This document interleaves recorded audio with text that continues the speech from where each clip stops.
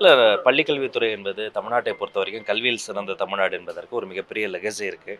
இப்போ என்னென்ன டைரக்டரேட் இருக்குது, உயர்கல்வி, இடைநிலை, துவக்கப்பள்ளி, என்னென்ன ஸ்கீம்ஸ் ஆல்ரெடி இருக்குது, அதில் என்னென்ன ப்ராப்ளம்ஸ் இருக்குது, என்னென்ன பள்ளிக்கல்வித்துறையினுடைய அனைத்து துறைகளையும் குறித்து விரிவாக ஒரு கலந்து ஆலோசனை செய்து அடுத்தடுத்து நமக்கு ஒரு டைம் டேபிள் இருக்குது. இப்போ 10ஆம் வகுப்பு பொது தேர்வுக்கான அந்த தேர்வு முடிவுகள்லாம் வெளிவர இருக்குது. அடுத்து நம்மளுடைய ஸ்கூல்ஸ்லாம் ரீஓப்பன் பண்ணுறோம்.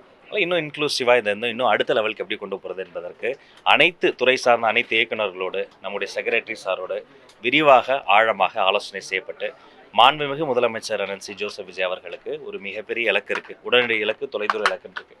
அந்த இலக்குகள்லாம் எய்துவதற்கான பல்வேறு வழிவகைகள், செயல் திட்டங்கள் குறித்தெல்லாம் இன்று விவாதிக்கப்பட்டது.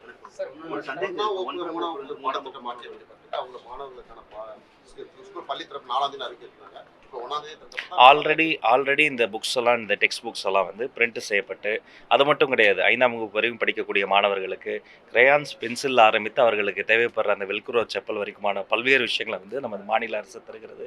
அதெல்லாம் அந்தந்த பள்ளிக்கூடங்களுக்கு ரெடியாக அனுப்பி வைக்கப்பட்டது. அதனால் அவங்க 1ஆம் தேதி அந்த பள்ளிக்கூடத்திற்கு வருகிற பொழுது இந்த சரணாலயத்துக்கு திரும்பக்கூடிய பறவைகள் மாதிரி அவர்களை இருகரம் விரித்து அன்போடு அரவணைப்பதற்கான அனைத்து ஏற்பாடுகளும் செய்யப்பட்டிருக்கு. ஆமாம், ஒருவேளை ஏதாவது சிறப்பு குறைகள் வந்தாலும் முதல்வரின் கவனத்திற்கு கொண்டு செல்லப்பட்டு அவரிடம் கலந்தாலோசிக்கப்பட்டு முடிவுகள் தெரிவிக்கும். இல்லை, இதுதான் இன்றைக்கி தான் முதல் ரிவ்யூ நடந்திருக்கு. அதை பற்றியும் பேசியிருக்கிறோம். எதெல்லாம் நம்ம பண்ண முடியுமோ நம்முடைய கொள்கை சார்ந்து, நம்முடைய தமிழ்நாட்டினுடைய பள்ளிக்கல்வித்துறைக்குன்னு ஒரு இலக்கு இருக்குது, அதை சார்ந்து விரிவாக நம்ம பேசணும்.